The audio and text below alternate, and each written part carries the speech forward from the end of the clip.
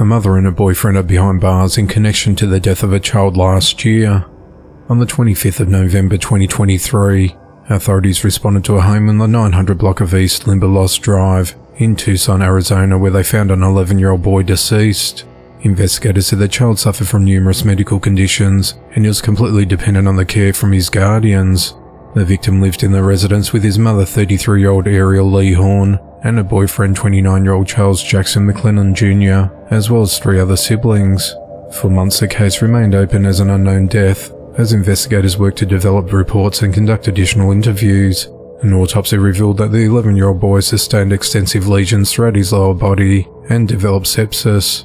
Police said that the sores were attributed to not receiving proper medical attention and neglect by his mother and her boyfriend.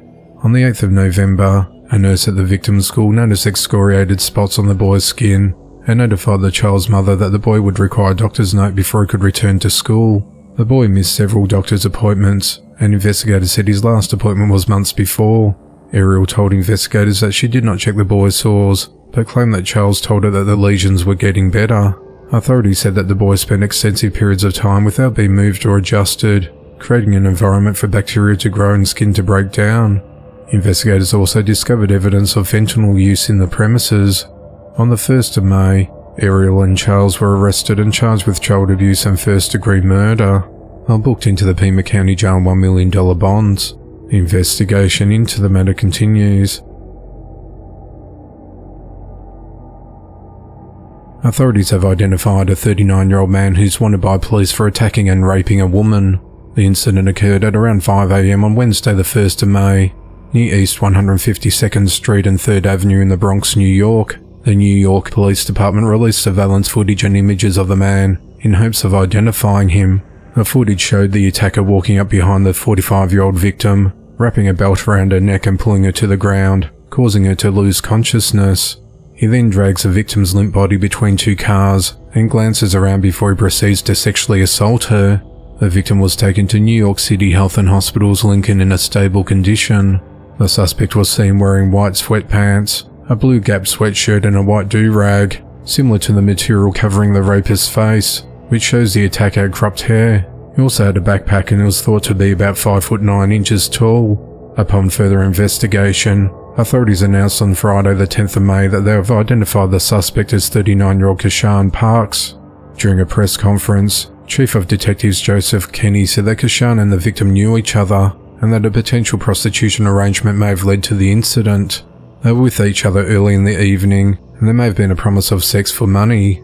Authorities said that when the alleged agreement did not come to fruition, Kashan became enraged and attacked the woman. Police said that they were not immediately aware of the incident since the victim did not report the attack to authorities.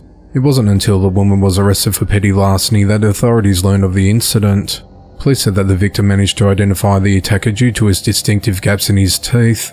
The suspect remains on the run, and police are asking for anyone with information of his whereabouts to contact Crime Stoppers.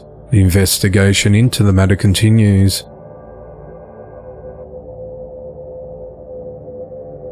29-year-old Anthony Eldridge is behind bars for abusing his 16-week-old son, causing critical injuries.